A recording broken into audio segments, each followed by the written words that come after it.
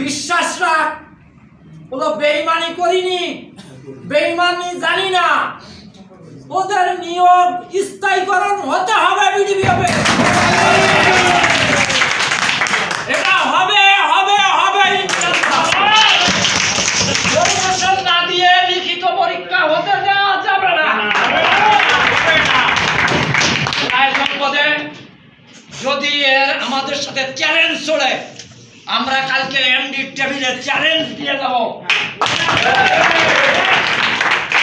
Management নয় কর্মচারী। আগামী দিনের পিডিবিএফ এর জিহাদ হবে, পিডিবিএফ ম্যানেজমেন্ট বনাম পিডিবিএফ কর্মচারী। শ্রমিক দল আছে আমাদের অভিভাবক, আমরা সেখানেও আমাদের সিদ্ধান্তগুলো দেব। ম্যানেজমেন্ট যদি এটা না মানে সেক্ষেত্রে আমরা শ্রম দপ্তরেও যাব, শ্রম দপ্তরে একটা কপি দেবো, দিয়ে আমরা রিটের পর্যায়ে যাব এবং এই কথাগুলো অবশ্যই আমরা এমডিকে আগে অভিহিত করবো। যদি আপনি না মানেন তাহলে আমরা অনতি বিলম্ব এই ধাপগুলো আমরা যাব এবং এই যে মামলা হবে এবং পিডিবিএফ এর যে ক্ষয়ক্ষতি হবে তার দায়ভার আপনি সহ আপনার হেডকোয়ার্টারের কর্মকর্তারা নেবে। আমাদের কালকে কালকে অপেক্ষা থাকা যাবে না, আজকে সবাই আছে, আজকে আমাদের একটা স্মারকলিপি তৈরি করা দরকার, আজকে লেখা দরকার। ঠিক মহোদয় আমাদের কথা না শুনে ওই টেবিলেই ওই স্মারকলিপি আমরা দিব। ওই স্মারকলিপিতে আমাদের লিপিবদ্ধ থাকবে যে আমাদের কর্মসূচির বিষয়টি এইটা দিতে হবে তৈরি করে। যদি আমাদের যে প্রস্তাব না মানে, আমাদের প্রস্তাবটা নিয়োগের বিপক্ষে নয়, আমাদের প্রস্তাবটা থাকবে যে নিয়োগটা পিছিয়ে দেয়। ফিল্ড পর্যায়ে সংঘবদ্ধ হতে হবে, আমাদের কেন্দ্রীয় নেতৃবৃন্দের সংঘবদ্ধ হতে হবে। এটা আমার প্রথম দাবি বা প্রথম যে কথা। সবার সামনে বসে আমি যে বড় কথাটা বলে যাচ্ছি, কালকে ওইটা আমি মানতে পারবো কিনা নিজের মনের কাছে আগে প্রশ্ন রাখেন এবং সেই প্রশ্নের উত্তর জবাব যদি হ্যাঁ হয় তাহলে আপনার মনের ইচ্ছাটাও তোলা পারে নাই, এ পর্যন্ত আপনারা দেখছেন। তো তাদের বিচার কালকে হয়তো বা সেইটা দিক নির্দেশনা দিয়ে চলবে। তো আমরা যদি শুধু তাদের দিক নির্দেশনাটাকে একটা সম্মানজনক জায়গায় রেখে তাদের পিছনে থাকি, হয়তো বা আমরা এই সমস্যার সমাধানের দিকে এগিয়ে যেতে পারবো। এই সার্কুলারটা বন্ধ করতে পারিনি, আমরা চাই এই মুহূর্তে আমাদের যতগুলো অস্থায়ী কর্মী আছে আগে তাদের স্থায়ী করার প্রক্রিয়া যথাযথভাবে, শুধু আশ্বস্ত করলে হবে না, শুধু আশ্বস্ত করলে হবে না, হাতে কলমে আমাদের মাঠ চাই, আমরা এটাকে চাই, মাঠ চাই। আমরা আমাদের দাবি দাবা আদায়ের জন্য আমরা সংগ্রাম করি, প্রয়োজনে আমরা হেডকোয়ার্টারকে ঘেরাও করবো, প্রয়োজনে আমরা মিছিল করবো, প্রয়োজনে আমরা আদায় বন্ধ করে দেবো, ম্যানেজমেন্টকে উচিত শিক্ষা দেবো। অতি দ্রুত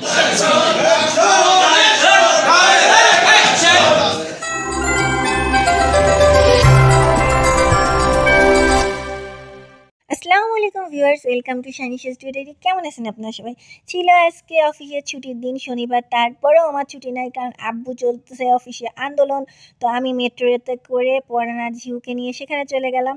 আর এই যে মেট্রোতে দুপুরবেলা সিন, যেহেতু আমি আগের দিন অফিসের প্রজেক্টে বাইরে ছিলাম, তাই সেখান থেকে ফিরে আমার যাইতে যাইতে একটু লেট হয়ে গেছে। আমি দুপুরে 1টার দিকে গেছি। আর মেট্রো রেলে বসলে না আমার ঢাকার বাইরের এই শান্ত শিষ্ট চেহারাটা দেখতে এত সুন্দর লাগে, তা আসলে বলার মতো না। আপনারা যারা প্রতিদিন মেট্রোতে ওঠেন তারা দেখবেন যে মতিঝিল থেকে যখন আপনি অলরেডি উত্তরের দিক যেতে লাগবেন, তখন চারপাশটা কত সবুজ লাগবে। সংসদ ভবন পর্যন্ত, ফার্মগেট টার্মগেট যখন পারবেন, যখনই আপনি মিরপুরে যাবেন দেখবেন গাছ নাই, সবুজা ভাব নাই। দক্ষিণ ঢাকা আসলে বেশি সবুজ, অনেক সুন্দর মাশাআল্লাহ। আর আমি এখান থেকে চারপাশটা দেখাচ্ছিলাম, এখান থেকে টিএসসি দেখতে এত অসাধারণ লাগছে।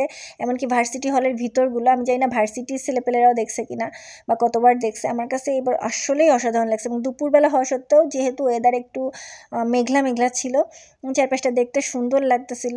আর আমার এই সবুজ প্রকৃতি সত্যিই খুব ভালো লাগে। শুধু সবুজ প্রকৃতির জন্য আমি আমার বাসা সবসময় ভিতরে নিই, মানে ঢাকা শহরের মধ্যেও বলতে গেলে আমি আমার সর্বোচ্চ চেষ্টা করি গ্রাম খুঁজে বের করার।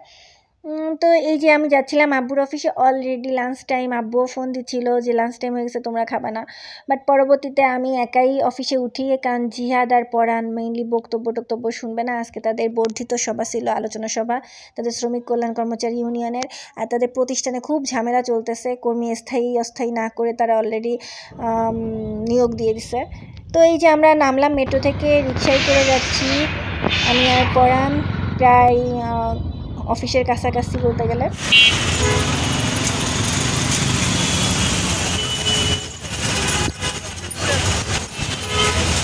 এটা হচ্ছে লাঞ্চ টাইমের পর আলোচনা সভা শুরু হয়েছে। প্রথমে সকালবেলা একবার স্বাগত বক্তব্য দিয়ে তাদের মিটিং কমপ্লিট হয়েছে। এরপরে লাঞ্চ টাইমের পর যখন শুরু হয়েছে, আমি সেই সময় মূলত ব্লগ করা শুরু করছি প্রথম। কিন্তু গোপনে গোপনে হয়রানি বদলি কেন হচ্ছে, এটাও আপনাদের কর্তৃপক্ষের সাথে এই ব্যাপারে আলাপ করতে হবে। এই বলে আমি আমার বক্তব্য শেষ করি। নাম হোসেন খান চর, চট্টগ্রাম চর। জরুরি আলোচনা সভায় সম্মানিত সভাপতি আমি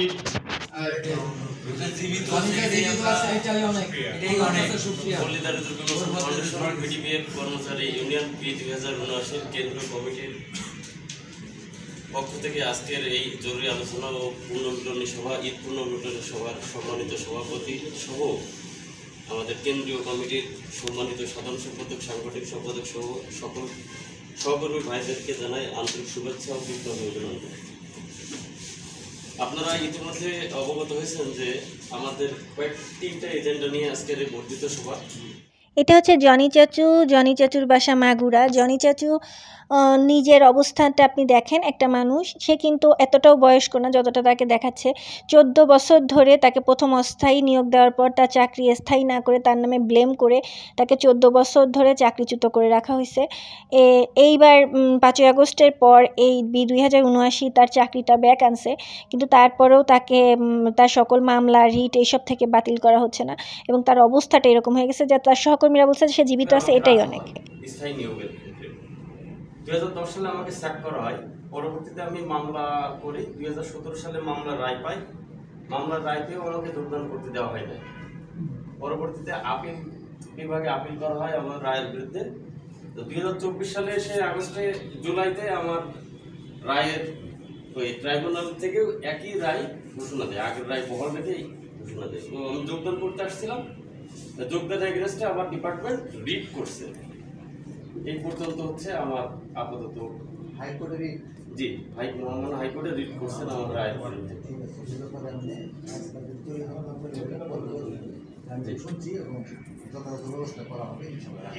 ধন্যবাদ।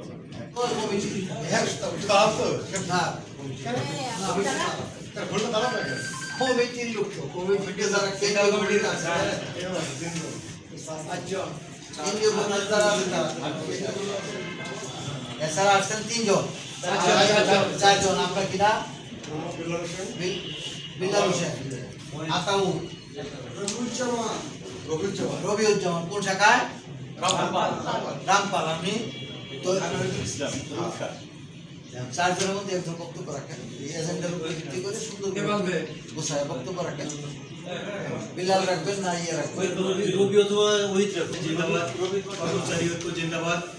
পল্লী দারিদ্র বিমোচন ফাউন্ডেশন, পিডিপিএফ, কর্মচারী ইউনিয়ন পি 2079 কেন্দ্রীয় কমিটি কর্তৃক আয়োজিত আজকের এই জরুরি আলোচনা ও ঈদ পুনর্মিলনী সভার সম্মানিত সভাপতি, উপস্থিত সাধারণ সম্পাদক, উপস্থিত সাংগঠনিক সম্পাদক সহ বিভিন্ন বাংলাদেশের বিভিন্ন অঞ্চল সৃষ্টিকর্তার কাছে প্রথমে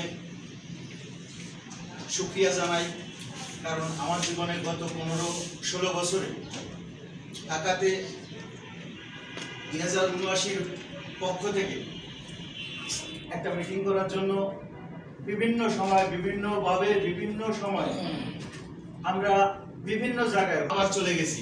কোনোদিন সৌভাগ্য হয়নি কেন্দ্রীয় এই পিডিপিএফ প্রধান কার্যালয়ে বসে 2079 পক্ষে মিটিং করা। আমি মহান সৃষ্টিকর্তার কাছে এবং আমাদের কেন্দ্রীয় নেতৃবৃন্দের কাছে কৃতজ্ঞতা জানাই। আজকে আমার সেই সৌভাগ্য, আমার মনে হয় আপনাদের প্রত্যেকের সেই সৌভাগ্যটা আজকে হয়েছে। ধন্যবাদ। নির্দেশনার প্রথমটা আমাদের এই নিয়োগ যখন আমরা বন্ধ করতে পারিনি, যখন এই সার্কুলারটা বন্ধ করতে পারিনি, আমরা চাই এই মুহূর্তে আমাদের যতগুলো অস্থায়ী কর্মী আছে আগে তাদের স্থায়ী করার প্রক্রিয়া যথাযথভাবে শুধু আশ্বস্ত করলে হবে না, হাতে কলমে আমাদের হাতে হবে। দ্বিতীয়ত আমি 9 সালে চাকরিতে ঢুকছি, আমি এখনো পর্যন্ত আমার সিলটায় মাঠ সংগঠক, আমার কিন্তু একটা ইনক্রিমেন্ট হেল্ড নেই, আমি কিন্তু এখনো শুধুমাত্র মাঠ সংগঠক পদ বিলুপ্ত হওয়ার কারণে আমি মাঠ সংগঠক, বুঝছেন? আমার একটা ইনক্রিমেন্ট হেল্ড নেই। সভাপতি, সাধারণ সম্পাদক, শ্রদ্ধেয় সবাইকে সবার অবগতির জন্য জানালাম। বিষয়টা হচ্ছে কি যে এরকম পদ মানে এই প্রমোশন বঞ্চিত বিভিন্ন স্তরে যারা আছে আগে প্রমোশনটা ঠিক করেন, আপনাদের কাছে আবেদন। দ্বিতীয়ত এইখানে আমি মানে প্রত্যেকটা একটা বলে আমি সেই পক্ষ থেকে বলবো, আমি এইখানে সকালবেলায় আমাদের শ্রদ্ধেয় সভাপতির স্বাগত বক্তব্যের মাধ্যমে যেটুকু জানছি যে আমরা বিভিন্ন এটা আমার চাচু, ওহিদ চাচু, আমার আব্বুর মামাতো ভাই, আপন মামাতো ভাই। চাচুও এই প্রতিষ্ঠানে চাকরি করে। তো গত 15 বছর আগে সে চাকরি পাইছে মাঠ সংগঠক হিসেবে, কিন্তু তার আজও এই আধা স্বয়ংশাসিত প্রতিষ্ঠান বা আধা সরকারি প্রতিষ্ঠান যেটা বলেন, সেখানে তার একটা প্রমোশন হয়নি। আপনি চিন্তা করেন, আপনি একটা প্রতিষ্ঠানে 16 বছর ধরে কর্মরত আছেন, কিন্তু আপনার একটা ইনক্রিমেন্ট হোল্ড হয়নি, আপনি চাকরিতে আপনার প্রমোশন হয়নি, তাহলে আপনার মানসিক অবস্থা কেমন হবে? সেখানে যদি সেই প্রতিষ্ঠানের ম্যানেজমেন্ট অলরেডি নতুন নিয়োগ দিচ্ছে, আপনার থেকে জুনিয়রদেরকে ভালো ভালো পোস্টে দিচ্ছে, অবশ্যই জুনিয়রদের নবীনদের সুযোগ পাওয়া উচিত। কিন্তু তাই বলে কি এইভাবে পাওয়া উচিত নিজেকে অগ্রাহ্য করে?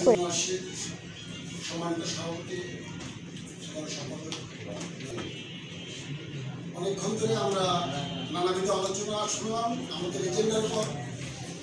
আসলে একটা গাছ ডাল ছাড়া হয় না, নির্দিষ্ট এজেন্ডার ভিতর থেকে সব কথা সবসময় বলা যায়। এই জন্য আমরা একটু সাইডে যাই। আমি একটু ডালের কথা বলতেছি, আমি গাছের কথা বলবো। ওই 3টা যে কথা আছে আমাদের এজেন্ডা, এখানে কোনো সেন্স আমাদের সামনে আছে, সেই কথাগুলোর মেইন যে সাবস্টেন্স সেটাকে আমি দেখতেছি আমাদের ভিতর যে ফ্যাসিস্ট যারা ছিল, ফ্যাসিস্ট বিদায় হয়ে গেছে, ফ্যাসিজমের যে অনুসারী যারা, তারা আমাদের ভিতর এমনভাবে গেঁথে আছে যাদেরকে আমরা কোনোভাবে ভাইলেট করতে পারছি। এই পালাপালি বাদতেন, যদি পালাপালি বাদ দেবে তাহলে এর বিরুদ্ধে যত রকমের স্ট্যাম্প আছে আমরা কর্মচারীরা নেব। আমরা আপনাদেরকে সবসময়ের জন্য সাহস বল দিই, সময় দিই। আজকে আমি অসুস্থ মানুষ, আমি স্ট্রোক করছি আজ থেকে 2 বছর আগে। আমার এই ডান সাইড ধরে পুরো ইনঅ্যাক্টিভ হয়ে গেছিল। আমি 13 ঘন্টার অপারেশন করা একটা মানুষ, কথা বলতে কষ্ট হয়। আমার গেটিতে বললে স্যার এখানে মানে যেটা মুভ করা সেটা পারতাম না, বলে দুই পাশে স্ক্রু বসানো যাইতে পারবো না, কারণ ম্যানেজমেন্টের যে নাটক দেখতেছি আমরা, এই নাটক দেখতে দেখতে ক্লান্ত হয়ে গেছি। 2012 সালে মাঠ চাই, আমরা এটাকে চাই, মাঠ চাই। আমরা আমাদের দাবি দাবা আদায়ের জন্য আমরা সংগ্রাম করি। প্রয়োজনে আমরা হেডকোয়ার্টারকে ঘেরাও করবো, প্রয়োজনে আমরা মিটিং মিছিল করবো, প্রয়োজনে আমরা আদায় বন্ধ করে দেবো, ম্যানেজমেন্টকে উচিত শিক্ষা দেবো অতি দ্রুত। এই ব্যবস্থা আমাদের কথা কম বলি, এটা আবার কোথা থেকে পেলে ওদের এটা মাথায় আসে না। আমরা এই এফএফতে ওইটা সিনিয়র মাঠ কর্মকর্তা অন্তর্ভুক্ত করে তার পরবর্তী স্টেপে যারা পদোন্নতি দেয় সেটা তাদের মাথায় দিতে হবে, তা না হলে তারা প্রমোশন বঞ্চিত হবে। আরেকটা হলো সার্ভিস বুক চালু করতে হবে, তা নাহলে চাকরি শেষে যে প্রথম কয় জায়গায় স্টেশনে চাকরি করেছে সব জায়গা থেকে এনওসি নিয়ে আসতে হবে, এটা কারোর পক্ষে সম্ভব না। এবং এটা যদি করতে থাকে তাহলে ও কি হবে, ও চাকরি শেষে আর ও কিছু হাতে করে নিয়ে যেতে পারবে না। ওই আপনি যেমন 1,60,000 নিয়ে গেছেন, হয়তো আমরা 2,60,000 টাকা নিয়ে যেতে হবে। হ্যাঁ, ওই পেনশনের টাকায় বলছি যে আমরা চাকরি শেষে যে আমরা যে পেনশনটা পাই, টাকাটা পাই না, পেনশনের যে টাকাটা পাই আমরা, সেই টাকাটা আমরা নিয়ে যেতে পারি। পেনশন লাগবে কিনা? তা তো অবশ্যই লাগবে। একটু আগে বক্তব্য দেওয়ার রবি চাচুকে আপনারা দেখলেন, তাকে আপনারা আমার আম্মুর ফেয়ারওয়েল ফাংশনেও দেখছেন। তখন সে কতটা সেন্টিমেন্টাল, কতটা ইমোশনাল মানুষ ছিল যখন একজন বস সম্পর্কে বলতেছে। আর সেই মানুষটা যখন নিজের অবস্থানের প্রাপ্য সম্মানটুক, প্রাপ্য অর্জনটুক পাচ্ছে না, তখন তার ভিতরের লেলিহান শিখা তো ফুটে উঠবেই না। তারা তো তাদের লাভাটা ছড়াবে, এটাই স্বাভাবিক। কর্মচারীরা স্বাভাবিকভাবে সাধারণ মানুষের মতো জীবনে ইনকাম করতে চায়, সাধারণ মানুষের মতো বাঁচতে চায়।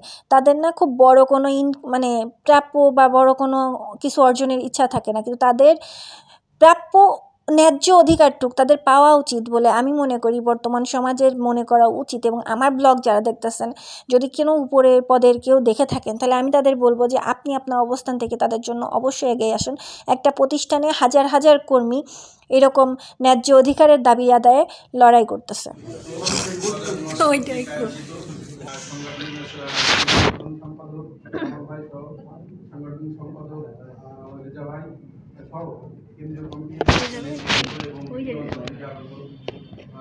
সম্মানিত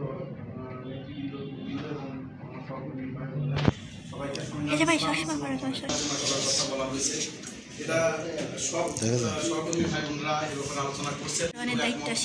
এখানে মূল জিনিসটা হচ্ছে আসলে যেটা নিয়োগ প্রক্রিয়া, এ ব্যাপারে আমার একটাই কথা যে আমাদের জনবল প্রয়োজন, অবশ্যই প্রয়োজন।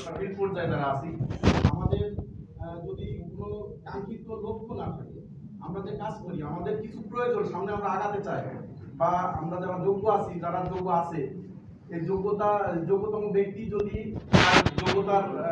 যোগ্যতম স্থানে না যাইতে পারে, তাদের যদি সেই এম না থাকে, তাহলে সে কাজের প্রতি অনীহা তার অবশ্যই আসবে। এজন্য আমার কথা হচ্ছে যে এই 100 নিয়োগ অবশ্যই আটকাতে হবে। তাই যে আমরা আপনাদের পাশে থাকার দ্বিতীয়ত যে বিষয়টা আছে সেটা হচ্ছে যে যারা দৈনিক ভিত্তিক, চুক্তি ভিত্তিক এবং তারা চূড়ান্ত নির্দেশনা দিবেন বা সে ধরনের পদক্ষেপ নেবেন। আর তৃতীয় একটা কথা আমি বলি, যেটা হচ্ছে আসলেও এটা বলার কথা যে আপনারা আপনাদের দিকে ফিল্ড পর্যায়ে সমস্ত স্টাফরা তাকায় আছে, এটা বাস্তবতা। যে আমির জামান রেজা এরা যা করবে, এদের নির্দেশনা যেটাই আসবে সেটাই। এখন বক্তব্য দিচ্ছে রাজ্জাক চাচু, এর আগে বক্তব্য দিচ্ছিল আনিস চাচু। সে অনেক দূর থেকে আসছে, কিন্তু একটা কথা সে বাস্তব বলছে। আপনি যে কাজ করতেছেন, কাজে যদি আপনার সকল মানুষের যে যার অবস্থান থেকে সামনে আগায় যেতে চায়, বাচ্চারাও সামনে আগায় যেতে চায়, বড় হওয়ার সাথে সাথে হাঁটার চেষ্টা করে, তো যদি মানুষ সামনেই না আগাইতে পারে, তার যোগ্যতা সম্পন্ন অবস্থান থেকে সে যদি তার যোগ্যতা সম্পন্ন অবস্থানটা না পায় তার যোগ্যতা অনুযায়ী, তাহলে কি সে কষ্ট পাবে না? তার কাজের প্রতি অনীহা আসবে না? যদি কাজের প্রতি অনীহা আসে, একটা প্রতিষ্ঠান কিভাবে চলবে? এইটা না আসলে ম্যানেজমেন্টের বোঝা উচিত। ম্যানেজমেন্টে যারা কর্মকর্তা লেভেলে তারা কিন্তু শিক্ষিত, এবং এখানে যে ম্যানেজমেন্টে ব্যবস্থাপনা পরিচালক আছেন তিনি একজন রানিং সচিব, রানিং ডিএস মানে যুগ্ম সচিব যেটাকে আমরা বলি, সে একজন রানিং ডিএস। তো এগুলো আসলে ম্যানেজমেন্টের ভেবে দেখা উচিত। 2079 পাওয়ারফুল লিডার আমার, আমি তাদেরকে সাধুবাদ জানাই, ধন্যবাদও জানাই, বুকে আলিঙ্গনের সাথে তাদেরকে কোলাকুলি করে নিছি যে আপনারা আপনাদের অনুশোচনা বুঝতে পারছেন, আপনারা আমাদের সাথে আসতেন যে 2079 গাদ্দার না, 2139 গাদ্দার, ওদের সাথে মিশে গাদ্দার হয়ে গেছি আমরা 2079 সাথে একত্রিত। অবশ্যই 2079 আপনাদের, কিন্তু সিদ্ধান্তটা আপনাদের নিতে হবে ভাই।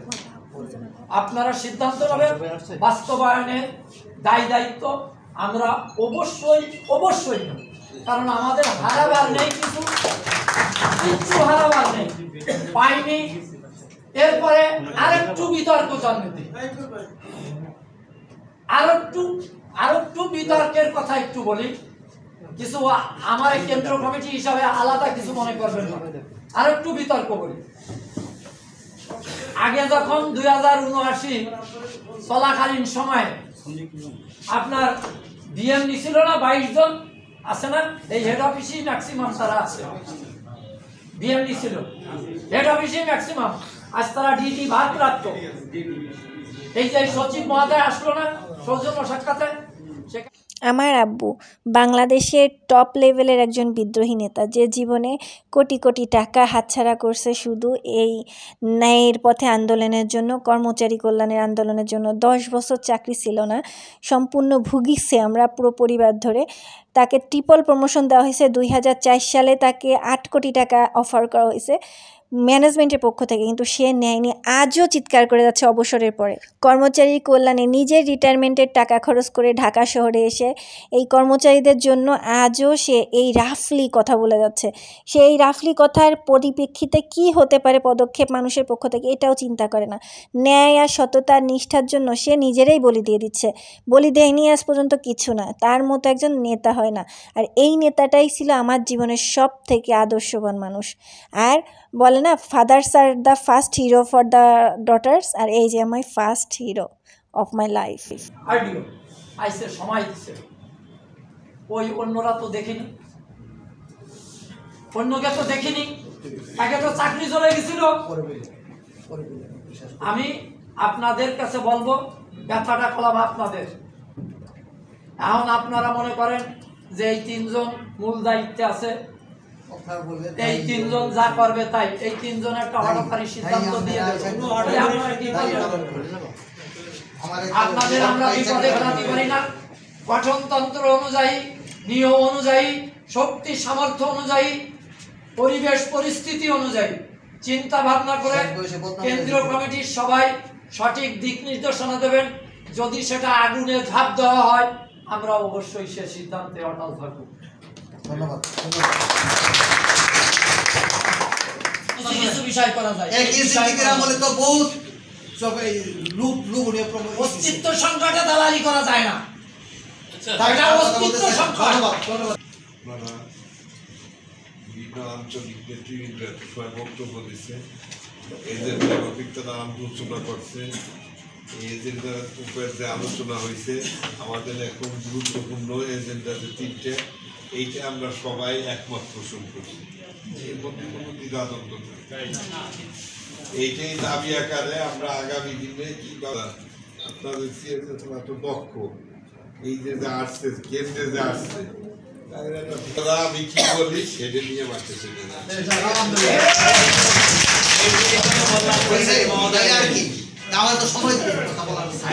কিছু বললি তার জন্য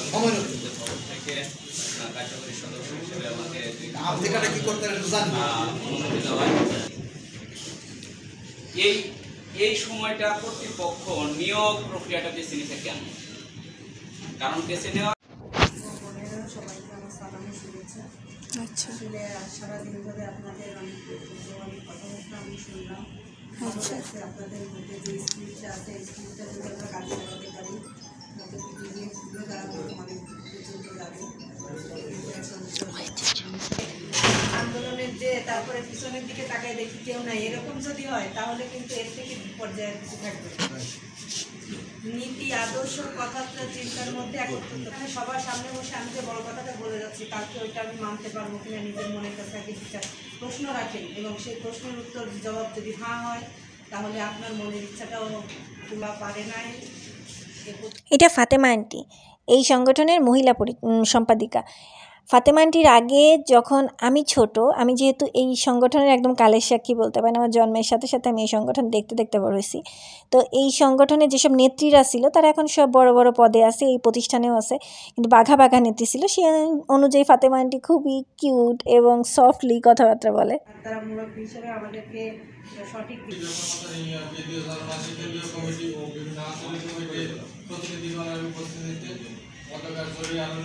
আলোচনা সভার পরবর্তী যে স্টেপটা সেটা বন্ধ করতে হবে আমাদের। সকাল থেকে সবাই ভাই ব্রাদাররা ভূমিকা উপসংহার অনেকে আমি বলতে এই প্রতিষ্ঠানের অনেক চড়াই উতরাই আপনারা কালের সাক্ষী। নতুন করে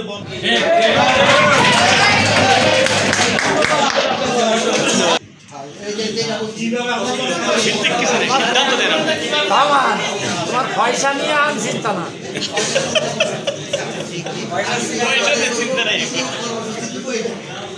পয়সা হবে না, পয়সা হবে না। এটা রহমান চাচু, সে এখন কেন্দ্রীয় কার্যালয়ে আছে পোস্টিংয়ে।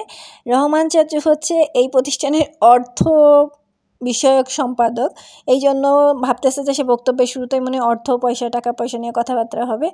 এই জন্য তাকে প্রথমে বলে দেওয়া হচ্ছে যে পয়সা নিয়ে টেনশন নাই, যেহেতু যারা অর্থ বিষয়ক সম্পাদক হয় তাদের সারাদিন ওই অর্থ টাকা পয়সা সংগঠনে কত আসলো কীভাবে হিসাব দিতে হয় এসব হিসাব করতে হয়। যাই হোক, রহমান চাচু কিন্তু অনেক পুরনো কর্মী এই প্রতিষ্ঠানের এবং এই সংগঠনের, মানে একদম বলতে পারেন যে যেহেতু তারা শ্রমিক দলের আওতাভুক্ত, যখন শ্রমিক লীগ ছিল তখন তারা প্রচণ্ড পেরেশানিতে গেছে, তাদের চাকরি জীবনটা বহুত কষ্টে ভোগান্তিতে যাওয়া লাগছে। এই 5ই আগস্টের পরবর্তীতে যে তাকে বদলি করে হেড অফিসে আনছে এই 2079, আর সে এখন আপাতত এখানেই কেন্দ্রীয় কার্যালয়ে পোস্টিংয়ে আছে, কর্মরত আছে। সৎ এবং নীতিবান একজন মানুষ, যে বলে যে টাকার কাছে হারার কিছু নাই, টাকা জীবনে নাই তাতে কী হয়েছে, জীবন তো চলে যাচ্ছে, কিন্তু একবার মান সম্মান নীতি হারাই গেলে আর এটা ফেরত আসবে না। এখানে আমার প্রশ্ন, কেন তাকে বহিষ্কার করবে? তোর ডিউটি ছিল নাইট গার্ডি করা, নাইট রাতে পাহারা দেয়া, স্বপ্ন দেখা না, তাহলে তোর ডিউটি তুই সঠিকভাবে পালন করতে পারিস, এই জন্য তারে বহিষ্কার করছে। তো আপনারা আমাদের যাদেরকে হেড অফিসে প্রতিনিধি হিসাবে 2079 5জন প্রতিনিধি হিসাবে প্রধান কার্যালয়ে পোস্টিং নিশ্চিত করছেন, আমরা মনে হয় আমাদের দায়িত্ব সঠিকভাবে পালন করতে পারি, এর জন্য আমি বহিষ্কার চাচ্ছি না আমাদের কারণ। বহিষ্কার চাচ্ছি না, বহিষ্কার চাচ্ছে না, তাই যদি পালন করতে পারতাম তাহলে আজকে অস্থায়ী কিছু কি বলে এখানে পর্যায়ক্রমে জামাল চাচু, তারপরে এই যে অনেক লম্বা আমির চাচু, তারপর হাবিব চাচু নতুন জয়েন করছে বসা, এরপরে আমার আব্বু বসা। মূলত এটা আমির জামাল রেজা পরিষদ বলা হয়। এই যে থিওরি ঢুকানো হয়েছে, এই থিওরিটা পজিটিভ করতে হবে। সেজন্য কি করতে হবে, আমাদের ফিল্ড পর্যায়ে সংঘবদ্ধ হতে হবে, আমাদের কেন্দ্রীয় নেতৃবৃন্দের সংঘবদ্ধ হতে হবে। এটা আমার প্রথম দাবি বা প্রথম যে কথা। এই তিন দাবি আদায়ের জন্য যে বাইরের থেকে যদি নিয়োগ দেয় তাহলে আমরা কতভাবে কথাগুলো বলিনি। অলরেডি পিডিবিএফ এর নাম পরিবর্তনের জন্য সচিব পর্যায়ে সচিবালয়ে প্রস্তাবনাও গেছে। তো পিডিবিএফ যদি আজকে বোর্ড বা অধিদপ্তর হয়, কারণ এখন পিডিবিএফ এর একটা সুবর্ণ সময়, যাই হোক আল্লাহ সেটাও পূরণ করুক। তো যদি এখানে বোর্ড বা অধিদপ্তর হয়, আর হওয়ার আগে যেহেতু বোর্ড সভার সদস্য আছে বিআরডিবি ডিজি, সে চাবে না বিআরডিবি থেকে পিডিবিএফ একটা ভালো অবস্থানে যায়, সেই হিসাবে তার প্রস্তাবনা থাকতে পারে এখানে বোর্ড বা অধিদপ্তর হলে 3টা পদ, ফিল্ড পর্যায়ে 3টা পদ রাজস্ব খাতে যাবে, আরডিও, এআরডিও এবং অ্যাকাউন্টস। আর আমরা যারা ফিল্ডে আছি সারা জীবন ফিল্ডেই থাকবো, যদি আমাদের প্রমোশনটা না হয় সারা জীবন ফিল্ডেই থেকে যেতে হবে। আর হচ্ছে ওই পেনশনে 30-35 বছর চাকরি করার সময়, চলে যাওয়ার সময় আমরা হয়তো 30-35 লাখ পাবো, তার থেকেও আরো 10 লাখ 15 লাখ কেটে নেবে। সেজন্য আগে সর্বাগ্রে আমাদের প্রমোশন প্রয়োজন। এই জন্য যদি নিয়োগ আমি স্থগিত হয়ে যাক, বন্ধ হয়ে যাক, এটা চাই না। প্রমোশন নিয়োগ হবে, তবে আগে আমাদের প্রমোশন দেওয়ার পরে তারপরে নিয়োগটা হবে। সেজন্য যদি পিছানোর প্রয়োজন হয় ম্যানেজমেন্টের সঙ্গে কালকে আপনারা বসবেন, জানি না আপনারা 3 লিডার বসবেন নাকি কেন্দ্রীয় কমিটি সবাইকে নিয়ে বসবেন নাকি আগত সবাইকে নিয়ে বসবেন, মন্তব্যটা কি এটা আমি কি করব সিদ্ধান্ত তো আপনাদের। কি করলে ভালো হয় এক্ষেত্রে আমার প্রস্তাবনায় যে যারা ফিল্ড পর্যায় থেকে যারা আসছে, কেন্দ্রীয় কমিটির যারা আসছে সবাইকে নিয়ে সেখানে এমডির সাথে সরাসরি বার্গেনিং নিয়ে আসা এবং কথাগুলো একটা ধন্যবাদ কিন্তু মূল থিমই কইল না যে আমি কর্মবিরতি এজেন্ডা আকারে লিখিত ভাবে আমরা এমডির কাছে উপস্থাপন করি যে আমাদের গতকালকের মিটিং এ এই সিদ্ধান্তগুলো উত্থাপিত হয়েছে এবং সেই আলোচনা হয়েছে, সেই আলোচনার প্রেক্ষিতে আমাদের সমস্ত নেতৃবৃন্দ এই সিদ্ধান্ত দিয়েছে। যে সিদ্ধান্তটা কি, প্রথমত আমার পরামর্শ যে কালো ব্যাজ ধারণ করা, দ্বিতীয়ত কলম বিরতি দেয়া, তৃতীয়ত যদি কালো ব্যাজ বা কলম বিরতিতে আমাদের আমি একটু কথা বলি 1 মিনিট পরে কলম্বিয়া যদি কি ক্রিশ্চিয়ানদের বইতে লাগবে না এরকম না হাসো কেন আসে দেবে কারা না ঘটনা কি হয়ে তো জানি পারে না মতবিরোধী বলতে কি কালেকশন করব না টাহানি ফুলে আসবে ভোট দিয়ে দেব আমার কাছে যে কোনো বিষয়ে তাপস চাচু বেশি কলম্বিয়াতে 1 ঘন্টা সমস্ত বাংলাদেশে 1 ঘন্টা আমরা ভিডিও দিচ্ছি 1 ঘন্টা আমরা কোনো কাজ করব না লিখবো না 1 ঘন্টা একদিন 1 ঘন্টা না লিখলে কি হবে পরের ঘন্টায় 2 ঘন্টা না লিখতে আমরা কেউ লিখবো না তা ম্যানেজমেন্ট সেটা তাদের 1 ঘন্টা বা 2 ঘন্টা ম্যানেজমেন্টের টনক নড়বে এরপরেও যদি আমাদের দাবি দাবা মেনে না নেয় তখন আমরা কর্মসূচিতে যাব এটা আমার পরামর্শ ধন্যবাদ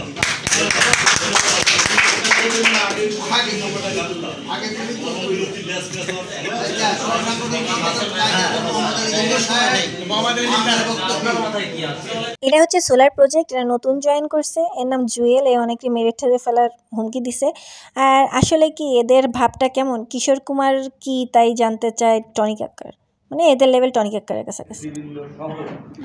অঞ্চল কমিটি থেকে আগত সভাপতি, সাধারণ সম্পাদক, সাংগঠনিক সম্পাদক সহ অন্যান্য নেতৃবৃন্দ সবাইকে কেন্দ্রীয় কমিটির পক্ষ থেকে এবং আমি ব্যক্তিগতভাবে শুভেচ্ছা ও সংগ্রাম সালাম। আসলে সিদ্ধান্ত আমি মনে করি সময় যেহেতু সংক্ষেপ সহকারে নিতে হবে এবং সেই আমার যে যুক্তি সেই যুক্তি হলো দুটো দিক। একটা হলো আমাদের বাস্তবধর্মী কিছু করা, আর একটা হলো আইনগত প্রক্রিয়ায় এগিয়ে যাওয়া। বাস্তবধর্মী প্রক্রিয়ায় যদি আমরা এগোই, যে সময়, সেই সময়ের ভিতরে আগামীকালকে আমাদের লিখিতভাবে এমনি মহোদয়কে সবাই মিলে সম্মিলিতভাবে জানানো যে আপনি যদি এই নিয়োগ প্রক্রিয়া বন্ধ না করেন, মাঠ পর্যায়ের এই এত বছর। এটা হচ্ছে তাপস চাচু। তাপস চাচু মূলত বাগেরহাটের ছেলে, সে বাগেরহাটের বিএনপির নেতাও একদম। তারপরেও তাপস চাচু হচ্ছে এই সংগঠনের অনেক পুরানো এবং অনেক সংগ্রামী নেতা, যে এই সংগঠন করার জন্য আওয়ামী লীগের আমলে মেইনলি জেলে পর্যন্ত গেছে, তাকে জেলেও ধরে নিয়ে যাওয়া হয়েছে। আর আমি দেখছি আমার আব্বুর সাথে একদম ছায়ার মতো প্রতি মুহূর্তে যে একদম অনড়ভাবে লেগে আছে কর্মচারীদের কল্যাণে, নিজেদের ভোগান্তির পরেও এই তাপস চাচু, যে মনে করেন অনেকটা টাইম, গত বছরই মনে হয় সে পুরো জেলে কাটাইছে, তার পূজার টাইম, তার প্রতিষ্ঠানের অন্য সময়টা, আজ আর সংগঠনের পরেই তার জীবন। এগুলো ভালো লাগে না, আমি দোষরে বিশ্বাসী না। আমার আবার অনেকে উগ্র বলেন, মাতাল বলেন, কিচ্ছু যায় আসে না। আমি সুন্দরভাবে বলা পছন্দ করি। আপনারা পলিসিগত ভুল করেছেন, পুনরায় যে বদলি হবে আমি মনে করি আমার ব্যক্তিগত পরামর্শ 2139 যে কমিটি আছে তাদের প্রেসিডেন্ট সেক্রেটারি বদলি করেন। এবং সে তার সংসার জীবন, ব্যক্তিগত জীবন, পারিবারিক জীবন বলতে কিচ্ছু নেই, কারণ সে আজও অবিবাহিত। এই মানুষটা আপনার দেখলে বুঝতেছেন তার বয়সটা কত, কিন্তু সে আজও অবিবাহিত। আমি মানে ছোটো থেকে তারা দেখতেছি।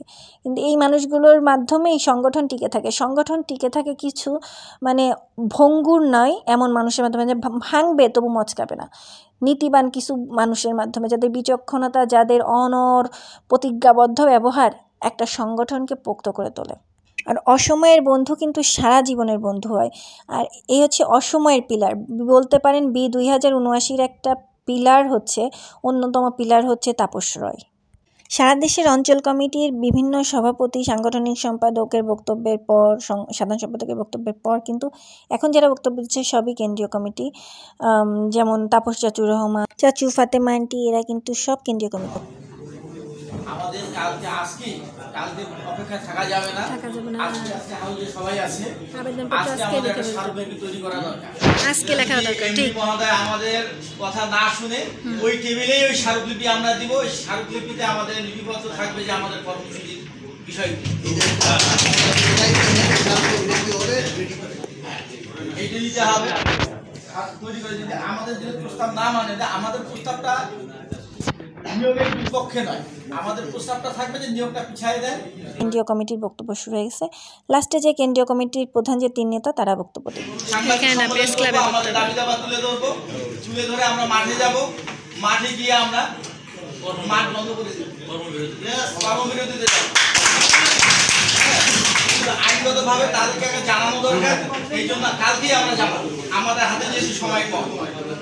এবং ইতিপূর্বে আপনাদের নেতৃত্বে যেরকম কর্মসূচিরা আপনারা আমাদের মাঝে দিয়েছিলেন এবং আমরা সেগুলি সফল করেছিলাম ইনশাআল্লাহ। আমার মনে হয় যে আমাদের আর এইটাই আমাদের মানে তড়িৎ ভিত্তিতে আমাদের সিদ্ধান্ত। ধন্যবাদ। এটা নাসিম চাচু আমার 27 বছর ধরে আমি আমার আব্বু আম্মুর সাথে যত বছর আমার জন্মের পর থেকে আমি দেখতেছি আমার মোস্ট ফেভারিট একটা চাচু, যাই মানে পরিবারের একটা অংশ হয়ে যায় না, যার সাথে পরিবারের সব বিপদ আপদ শেয়ার করা যায়, এরকম একটা মানুষ হচ্ছে নাসিম চাচু।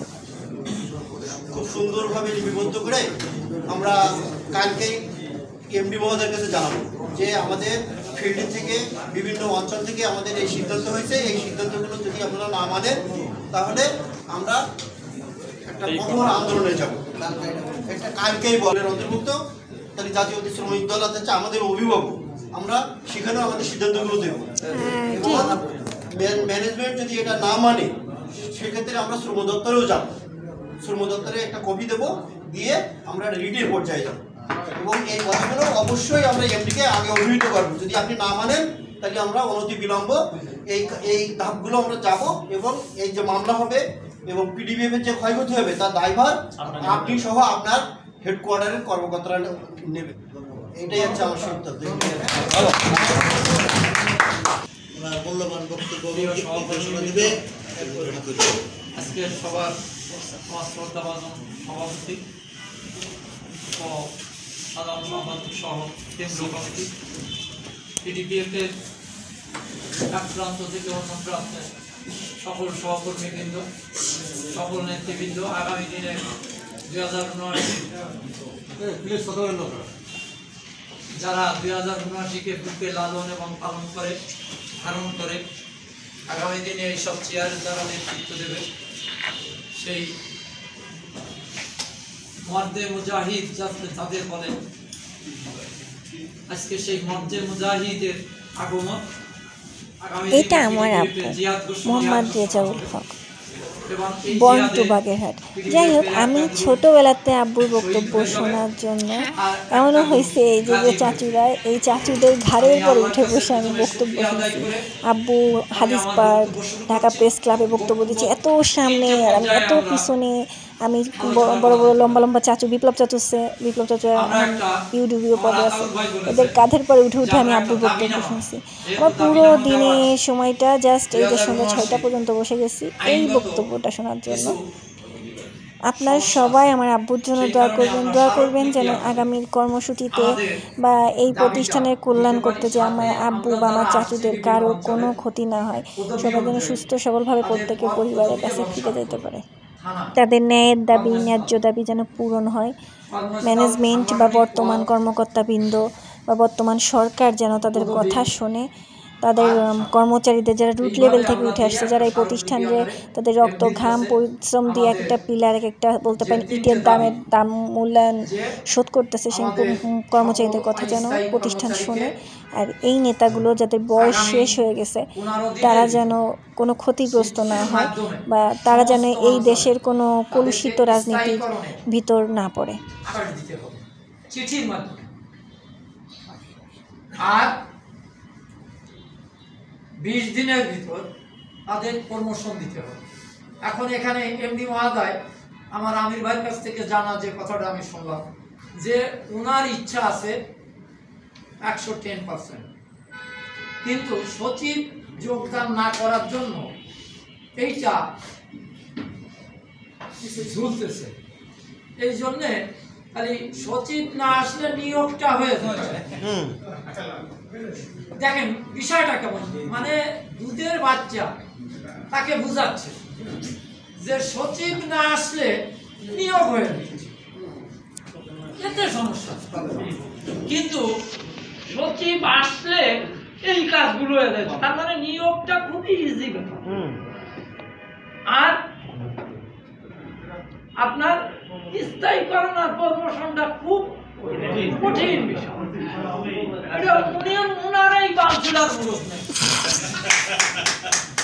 হ্যাঁ, উনি এইটা ভাবতেছেন, কিন্তু নিয়োগটা উনি ভাবতেছেন, সচিব কি উনারে আগাম বলে দিচ্ছেন যে আমি আসতেছি তুই নিয়োগ দে, নাকি উপদেষ্টার সাথে উনি আতাপ করেছে? এখানে একটা প্রশ্ন থেকে যায়, সংস্কারের কথা আমার মামনি বলেছে।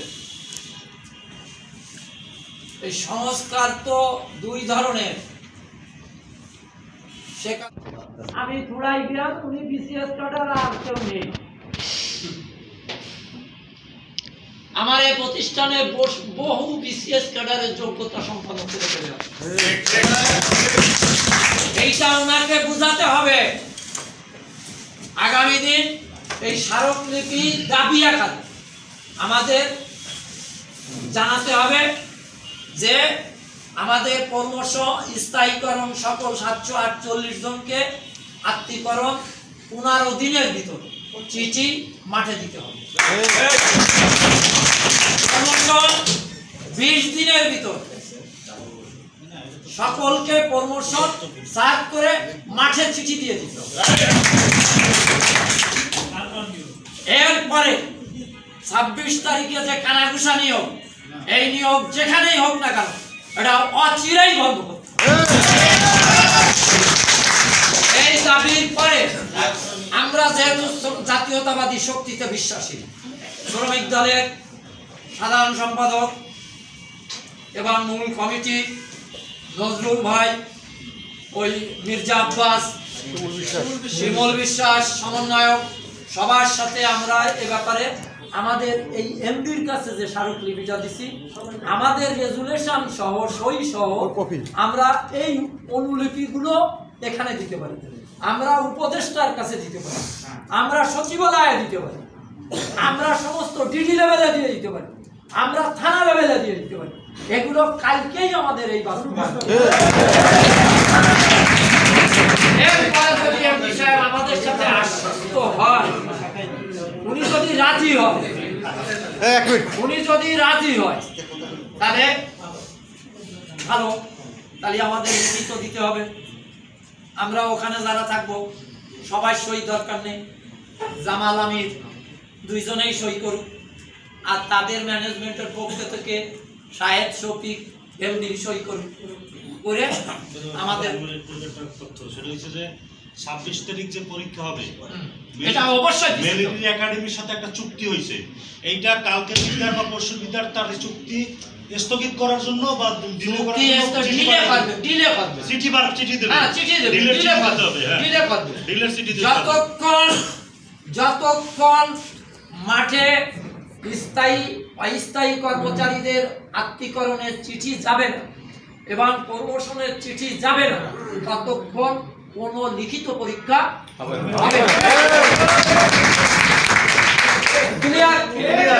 আমাদের সবাই, আমরা জাতীয়তাবাদী শক্তির সাথে বিশ্বাসী, আমরা সবাই বিএনপি পরিবারের অঙ্গ সংগঠনভুক্ত ছেলেমেয়ে। আমাদের যেখানে যেখানে বিএনপির জাত, শ্রমিক দল বলেন, ছাত্র দল বলেন, যুব দল বলেন, বিএনপির মূল দল বলেন, আমার নেতৃবৃন্দ যারা আছে তারা শ্রমিক দলের সবার সাথে সাক্ষাৎ করবে। প্রয়োজন বোধে আমরা সাথে যাব মার্চ করে, সমস্যা আছে? আমরা সবাই যাব। সবাই যে আমরা এই গণজমায়েত দেখলে আমাদের কি তারা ভাববে না যে নিশ্চয় একটা সমস্যা? সেখানে শুধু জামাল আমির গেলে তো আর হবে না, সবাই যাব। সবাই যে বল মূল দলের, যুব দলের, যার যার যা পরিচিত আছে সবার কাছে আমরা এই জিনিসটা থ্রো করে দিব যে ভাই আপনাদের নলেজে দিলাম, আপনারা সোচ্চার থাকবেন। দেশে কোনো রাজনৈতিক দল নেই, আর ঘরও তো আছে, আছে না? তানারি মামলা মোকদ্দমায় আগে জেলে গেছে, আমি খালাস পাচ্ছি, অবশ্যই আছে। সেই কারণে ওই দিক দিয়ে একটা পর্যায়ে, এই দিক দিয়ে একটা পর্যায়ে। এবার লাস্টে যদি এমডি মহোদয় না মানে, ওই দাবিনামার 2য় পৃষ্ঠায় আমাদের পরবর্তী কি করণীয়, তার জন্য 2079 পিডিবিএফ কর্মীরা কখনোই দায়ী থাকবে না, এই কথা উল্লেখ রেখে বলা হবে আমাদের এই পথে ধাবিত করার জন্য পিডিবিএফ এর এমডি মহোদয় সহ তার সহচরবৃন্দ এর জন্য দায়ী থাকবে। আমাদের ধাপ হলো কয়টা? 3টে। এই 3টে ধাপ আজকে রাত্রে আমার আজকে মনে হচ্ছে সেই 2004 সালে পরশ হোটেলে এই আমির ভাই জামাল ভাই সে সময় কারেন্ট অফ হয়ে গেছে, মোমবাতি জ্বালায় ফ্লোরের পরে দিয়ে গামছাটা ঘাড়ে দিয়ে 11 দফা দাবিনামায় সই করলো। 10টা অঞ্চলে 10টা আহ্বায়ক সেখানে হাজির। গামছা ঘাড়ের পরে দিয়ে সই করে বলল, রেজা এই হচ্ছে আমিরের চাকরি জীবনের শেষ সই। আমি বোধহয় এই সই দিয়েই আমার চাকরিটা হারালাম। সেই কাগজ নিয়ে মোল্লারহাট, আমি সে সময় কর্মরত, আমি খুলনা অঞ্চলের আহ্বায়ক, আমি খুলনা, সাতক্ষীরা, পিরোজপুর 3 অঞ্চলের আহ্বায়ক ছিলাম। সেখানে পৌঁছায় মোল্লারহাটের কর্মীকে নিয়ে বসার সাথে সাথে জলিল ভাই টেলিফোন গেল যে আমাদের 10 জন আহ্বায়কের চাকরি চলে গেছে। 1 ঘন্টা পরে জলিল ভাই আমার বললো, রেজা ভাই 10 জনে যায়নি, 4 জনে গেছে। জামাল আমির, সাত্তার জহুরি। 2079 সেরকম একটা অগ্নি পরীক্ষা আছে। এই অগ্নি পরীক্ষার জন্য আমাদের নেতৃবৃন্দের যথেষ্ট ভুল ত্রুটি আছে, আমি আজকে এখানে বলবো না। তবে আপনারা আজকের এই কর্মসূচি থেকে ওয়াদাবদ্ধ হন। জামাল আমির, রেজার কথা বাদ দেন, জামাল আমির বেঈমান না। জামাল আমির এমন এক কিংবদন্তি যে পিডিবিএফের জন্য শুধু ত্যাগ করেছে। হয়তো আপনারা অনেকে জানেন যে একটা বদলির জন্য জামাল ভাই একটু করে করতেই পারে। সে বলেছে যে আমার নেই কিছু, আমার কিছু নেই। আমিরের 20 বিঘা আছে, রেজার বউ 2 জনে সার্ভিস দেন। কিন্তু এত বড় জাতীয় ব্যাপারে জামাল আমির কখনো পিছপা হয় না। আমি একটা কথা আপনাদের কাছে বিনয়ের সাথে বলবো, আগামী মিটিংয়ে আমি হাজির থাকতে পারি কিনা জানি না। আপনাদের সাথে আমার দেখা হতেও পারে, না হতে পারে। তবে আমি কর জোড়ে বিনীত অনুরোধ করব, জামাল আমিরকে নিয়ে একবার কটাক্ষ করার আগে নিজের বিবেকের কাছে প্রশ্ন করবেন যে আমি পিডিবিএফে চাকরি করি, পিডিবিএফ থেকে আমার পরিবারের রুটি রুজি হয়। এই পিডিবিএফকে একটা প্রজেক্ট থেকে এই প্রতিষ্ঠানে দাঁড় করাইছে, এর জন্য সৃষ্টিকর্তার অশেষ সহায় আর জামাল আমিরের এই বিচক্ষণতা। আল্লাহ আমাদের পক্ষে ছিল, তাই এখনো পিডিবিএফ দাঁড়ায় আছে। আপনারা যে যাই বলেন, আমি টাঙ্গাইলও বলে আসছি এই কথাটা, 2079-তে অনেক ভালো নেতৃত্ব আসবে আগামী দিনে, আমি আশা করি, এটা আমার বিশ্বাস। কিন্তু জামাল আমিরের বিকল্প নেতৃত্ব আগামী প্রজন্মে 100 বছরে হবে কিনা সন্দেহ আছে। এটা আমি সন্দিহান। এর চেয়ে ভালো নেতৃত্ব আসবে, তবে জামাল আমির আসবে কিনা দুনিয়া থেকে বিদায় করে দেবে।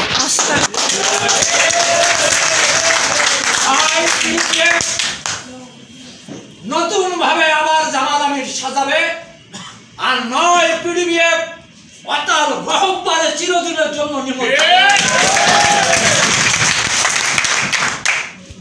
আমি আপনাদের কাছে বিনীত অনুরোধ, জামাল আমির এখান থেকে হুকুম দেবে, কিন্তু কাজ বাস্তবায়নের দায়িত্ব মাঠে। যারা নেতৃবৃন্দ আসছেন সবার কাছে আমার বিনীত অনুরোধ থাকবে, মুনাফিকি করবেন না, মিথ্যা আশ্রয় নেবেন না। যে জামাল ভাই কার্যক্রম চলতেছে, এদারে মোটরসাইকেলের ভিতর থইলে পাস বই টাহা এরকম আছে, কিন্তু আমার বিগত অভিজ্ঞতা থেকে বলতেছি, আবার ওয়াদা খিলাফ করে আর আমানতের খেয়ানত করে। আমি আপনার পরে যে দায়িত্ব দিছি এটা আপনি খেয়ানত করবেন, খবরদার মুনাফিক হয়ে মৃত্যু হবেন না। আমি আপনাদের কাছে রিকোয়েস্ট করতেছি, আন্দোলন জামাল আমির এখান থেকে সিদ্ধান্ত অবশ্যই দেবে। এটা জামাল আমিরের কাছে একটা তুড়ি মাত্র, ইনশাআল্লাহ আল্লাহর উপরে জোর দিয়ে বলি এটা বাস্তবায়ন করা সম্ভব। এ কোনো এমডি না, যতগুলো এমডি আছে এ কোনো এমডি না, এ কোনো এমডি হচ্ছে শহুর হচ্ছে আমলিগ, বাপ আগে ছিল আমলিগ, পরে আবার বিএনপি। ডাটা নিয়া পিনাকিরে দিলি দুয়ে দেবে নে, অতএব কিনা আর আমারে যে আমলিক কর ভাই আর একটু আমারে যে আমলিক কর আমারে কলাম 2079 আলারাই আমারে আমলিকি বানাইলো সেটা আমি যেহেতু প্রেসিডেন্ট হইলাম তাকে থাকা লাগবে না, তাকে আমানতটা আমি ধরে রাখিলাম। আমি আবার 13 সালে আমি জাফরুল হাসান ভাইয়ের শ্যামলীর বাসায় যে নিজের টাকা খরচ করে তাপস কই, এই যে তাপসটা নিয়ে 2 ভাইটি টাকা খরচ করে তাকে ডাইয়াই নিয়ে তাকে দায়িত্ব আমি বুঝে দিলাম। আমিরুল হাসান বিপ্লব দুইজনে আমারে নিষেধ করিল, ভাই পথ ছেড়েন না। আমি বললাম না, আমি আমার আমানত আমি দিয়ে দিচ্ছি। আমিরুল হাসান 3টে পোস্ট চাইল, একটু ইতিহাস না বললে হবে না। আমিরুল হাসান 3টে পোস্ট চাইল, কার্যকারী সভাপতি, সাধারণ সম্পাদক আর 9 সাংগঠনিক সম্পাদক। আমির ভাই বলেছে নো, আমরা যে সময় ছিলাম সে সময় আমিরুল হাসান কোষাধ্যক্ষ ছিল, কোষাধ্যক্ষই থাকবে। শাহজাহান আলী খান মারা গেছে, কার্যকারী সভাপতি সে থাকবে। আমিরুল হাসান 2139 চলে আসলো, এসে ফোন দিল, ভাই আমার কার্যকারী সভাপতি। আমি চলে গেছে। মাহবুবের সাথে এনটি দল করলো, তাপস নজরুল আলাদা করে দিল, চাকরিটা ফেরত পাইনি আমিরুল হাসান, চাকরি পাইনি। আমি বলিলাম আগে চাকরি নেই। এই যে আমিনুল ইসলাম, এই আমিনুল ইসলামের ফাঁদে তুরা পাড়া দিয়ে অনেক ভুল হয়েছে, সোলারকে অনেক ভুল হয়েছে, অনেক ভুল হয়েছে। এবং এই ইতিহাস আর একদিন বলবো, এর ডাটা আমার নেওয়া গেছে। তোরা একটু বিশ্বাস রাখ, ওগুলো বেইমানি করিনি, বেইমানি জানি না। ওদের নিয়োগ স্থায়ীকরণ হতে হবে, বিডিবি হবে, এটা হবে হবে হবে ইনশাআল্লাহ। না দিয়ে লিখিত পরীক্ষা হতে দেওয়া যাবে না। সম্পদে যদি এর আমাদের সাথে চ্যালেঞ্জ চলে, আমরা কালকে এমডি টেবিলে চ্যালেঞ্জ দিয়ে যাব। হাই ম্যানেজমেন্ট, নয় কর্মচারী। আগামী দিনে পিডিবিএফ এর জিহাদ হবে, পিডিবিএফ ম্যানেজমেন্ট বনাম পিডিবিএফ কর্মচারী। সকলকে ধন্যবাদ। আমরা যে জোশ ভিতরে তৈরি করে দিলাম, এই জোশ যেন 100 গুণ বৃদ্ধি পায়। টিভিও যারা যেখানে থাকবে বলা হবে আমরা 7 জন, তুই 1 জন, যা বলবো তাই শুনবি। পরিবার পরিজন অপহরণ করবো। দিদি মহাদয়কে হুঁশিয়ারি উচ্চারণ করে দিতে হবে, কোন রকম গাড়ির চাকা ঘুরে বেড়াবে না। সকলকে ধন্যবাদ। আসসালামু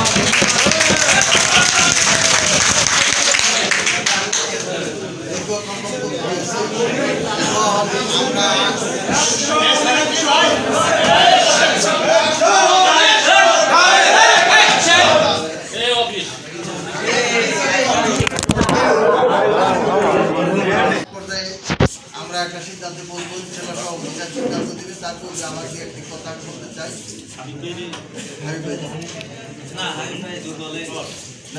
হাবিব ভাই দুর্বলে তা করবে।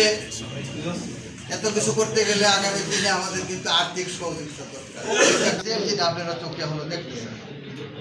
অফিস ক্রয় করা হয়েছে, এটাও আমাদের কিছু সহযোগিতা আছে, যেটা এমডি সাহেব দিচ্ছে ঠিকই, সহযোগিতা না থাকলে কিনতে পারতো না। নিজের পরিবার নিয়ে ভালো থাকুন, সুস্থ থাকুন, সবাই আমাদের জন্য দোয়া করবেন, সকল নিষ্পেষিত মানুষের পাশে দাঁড়ানোর চেষ্টা করবেন। নিজের অবস্থান থেকে সবাই ভালো থাকবেন। আল্লাহ হাফেজ।